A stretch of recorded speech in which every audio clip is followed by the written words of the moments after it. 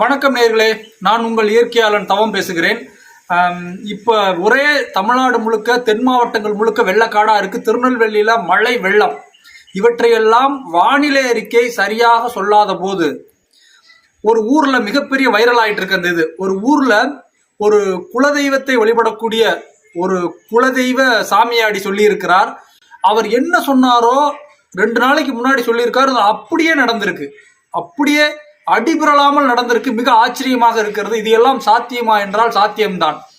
ஏனென்றால் இந்த குலதெய்வ வழிபாடு என்பது மிக மிக போற்றக்கூடியது. அதாவது அவங்க சொல்லக்கூடிய வாக்கு அப்படியே பலிக்கும் என்று கிராமத்தில் இருப்பவர்கள்லாம் நம்புவார்கள்.